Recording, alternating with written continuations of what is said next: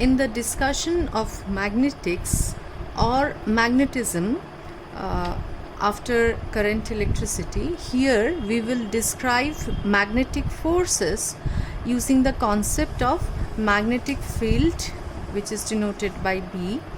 A magnetic field is established by either a permanent magnet or by electric current or by a moving charge moving with a velocity v. These are the ways that we get magnetic field. This magnetic field, which is generated by this magnet or this charge or this moving charge or the current, in return exerts force on other moving charges or current carrying conductors. In this chapter, first we will study the magnetic forces and torque experienced by the moving charges and currents, and then we will see how to calculate the magnetic fields produced by the currents and moving charges. So first part is to find out the forces and torque experienced by the moving charge or current. So let us begin. So when we are talking about the force experienced by the moving charge, so first thing that come into our mind is the Lorentz force. If you remember, in class 10 we have discussed this part. Okay, an unknown electric field, as we know, suppose E field is there. Unknown electric field can be determined by magnitude and direction of the force on a test charge Q0 at rest. That is, whenever you are having an electric field E, if you place a test charge Q0, force experienced by this test charge is F. So F by Q0 will give you the magnitude of the electric field. But if instead of electric field, magnetic field is there, and if you keep the charge at rest, you cannot find out the magnetic field. Magnetic field, the force experienced by a charge, force will be experienced by a charge if it is moving in the magnetic field only. So for electric field, whether you put the charge at rest or motion, it will experience a force. But in case of the magnetic field, the charge must move in order to experience a force. Now, the force on a charge Q moving on a magnetic field is given by moving with a Q is moving with a velocity v, let's say, and if the magnetic field has a direction b, then F is given by Q V B. This is not a vector notation. Force is a vector, so we put an arrow. V, velocity, is a vector, and B is also a vector. So if the velocity is in this direction and magnetic field in this direction, the angle between them, angle between what? The velocity and the magnetic field. If this is theta, then the magnitude of the force can be written as QVB sine theta. So where theta is the angle between velocity and the magnetic field. Now we'll try to understand the situation. When is this force experience zero?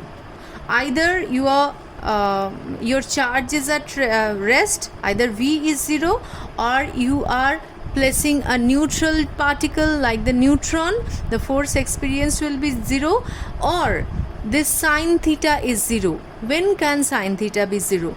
Either theta is equal to 0 degree when V and B are parallel to each other, or theta is equal to 180 degree, that is V and B are anti-parallel to each other.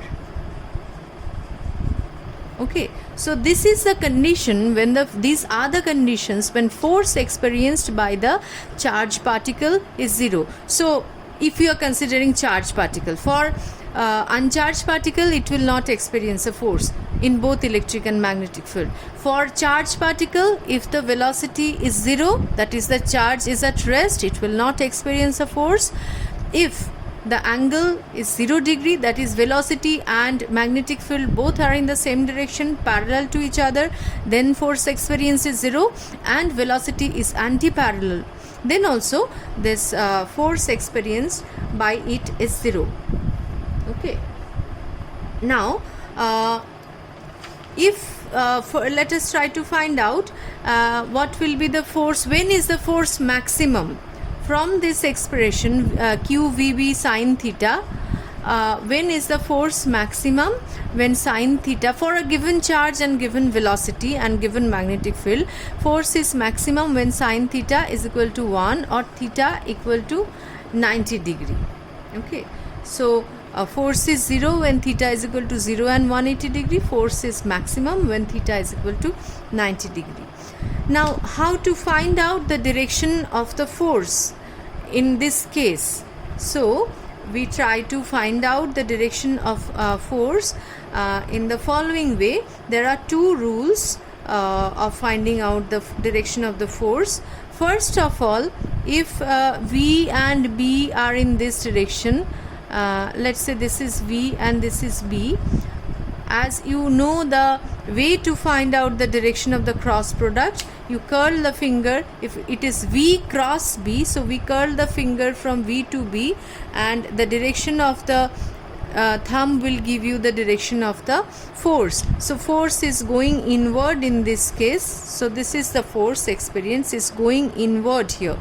Okay, and if these three are perpendicular to each other, then we will apply Fleming's left hand rule, which you have studied in class 10 also.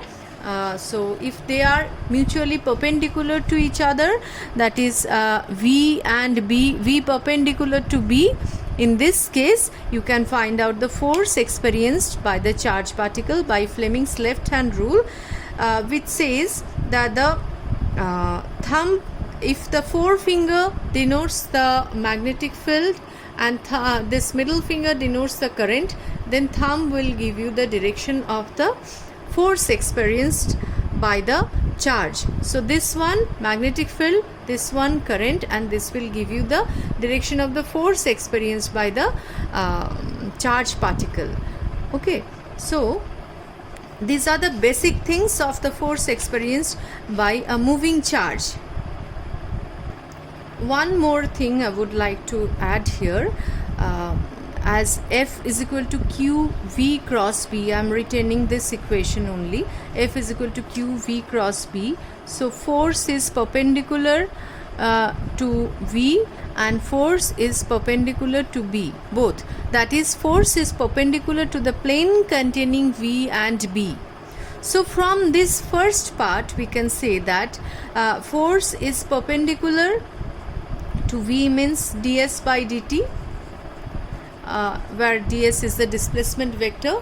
Now as force, and we can say that force is perpendicular to displacement, small displacement vector. So from this part we can say that the work done by the magnetic force, this force due to the magnetic field, work done by this magnetic field is always 0. This force experienced due to the magnetic field, Fm, is perpendicular to distance, so F dot ds is always 0. So work done by the magnetic field is 0 here. Now let us try to understand this with one more concept. Now we know that F is equal to, if the mass of the charged particle is m into a. Now F is perpendicular, so first part V, F perpendicular to V, that gives you work done is equal to 0. Now the second point is F is also perpendicular to B. From this we can say that F is equal to MA, and so MA perpendicular to B, that is acceleration is perpendicular to B. So we can say that B dot A or A dot B equal to 0. So now we have a numerical here, short numerical here. B is given by 3I plus 4J vectors into 10 to the power minus 2 Tesla. What is the unit of magnetic field? Magnetic field has a unit Tesla. You can find out the F is equal to QVB sine theta. So you can say that B is equal to F by QV. Sine theta has no unit, so Newton. Now this one is Coulomb meter per second. So here Newton second by Coulomb meter. So this whole thing is termed as Tesla, named after a scientist. And CGS unit of magnetic field is Gauss, and 1 Gauss equal to 10 to the power minus 4 Tesla. So you must remember this also. So the unit of magnetic field is Tesla. So B is given by this relation, and acceleration is xi plus 2j meter per second square. Find out the value of x. What to do? We'll simply put B dot A equal to 0. Do this, that is 3x plus 8 equal to 0. So find out x. What is the value of x? X equal to minus 8 by 3 meter per second square. So this is the concept of motion of a charged particle in magnetic field. So we have discussed the two cases when theta is equal to 0 and 180 degree, and when theta is equal to 90 degree. Now we'll try to discuss this theta is equal to 90 degree case in detail. So now we can find out the direction of the force experienced by using Fleming's left hand rule. So now when theta is equal to 90 degree, force is equal to QVB. This magnetic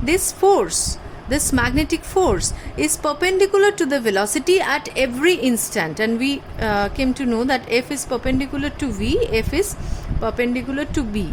V and B are also perpendicular to each other. So force is perpendicular to velocity at every instant. In which case force is perpendicular to velocity? When the force is perpendicular to velocity, so it's executing a circular motion.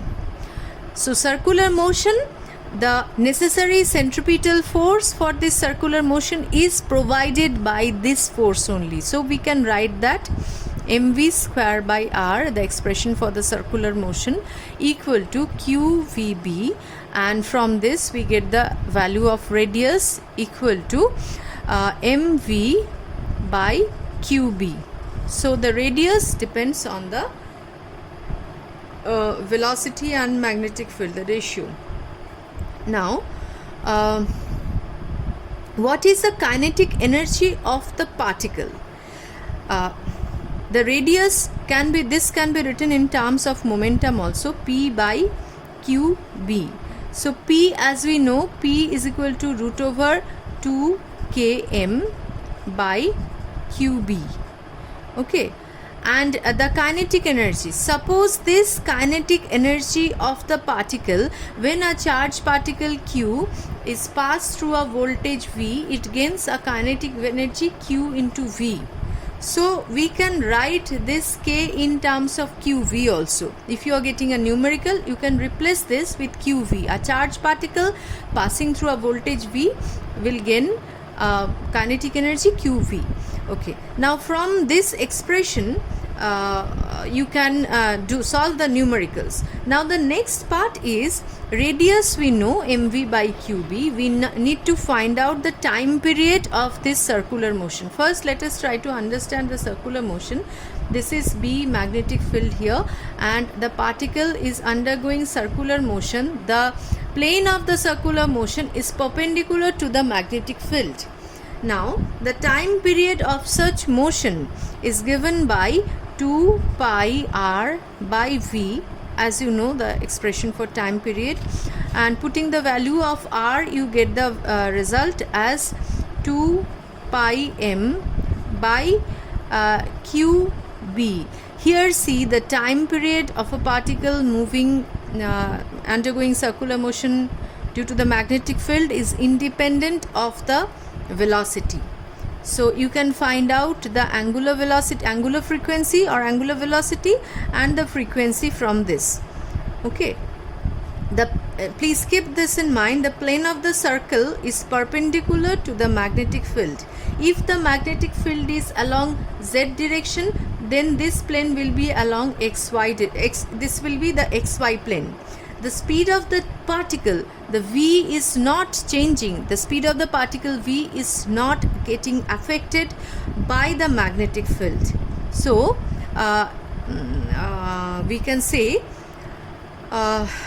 find out by this motion, we can find out the radius and time period of this circular motion, which we require in an experimental setup for cyclotron, which is called cyclotron. We'll come to this later on. Please keep this equation in mind. And next, the third case we will study for today. Third case is when the particle, when the velocity and the magnetic field is not 90 degree with each other, is at an angle theta which is not neither 0 degree, 180 degree or 90 degree. It's some other angle. Then we can just split this v into two components. One is v parallel, that is equal to v cos theta. Another is v perpendicular, that is equal to v sin theta. Parallel to what?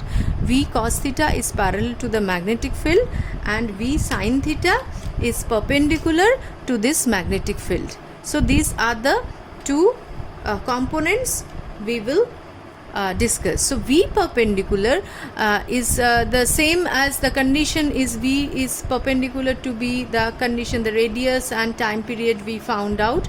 We will consider the two velocities separately. For this perpendicular component, the particle is undergoing a circular motion. What is the radius of this circular motion? Radius of the circular motion is m v perpendicular by qb. And you can find out putting v sin theta here. What is the time period of this motion, circular motion? Time period is equal to 2 pi m by qb. This is still independent of the velocity, whether it is perpendicular or parallel. Now, what is this function of this parallel component?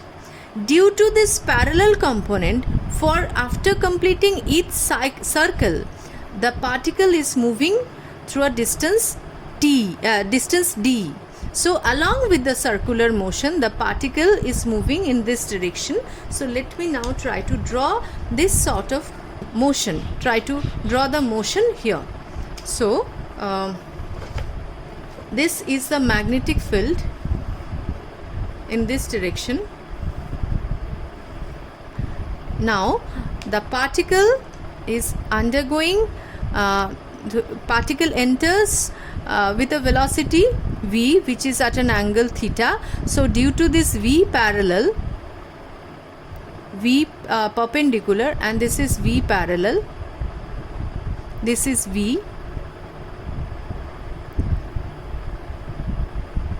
So this is v perpendicular, it's executing a circular motion.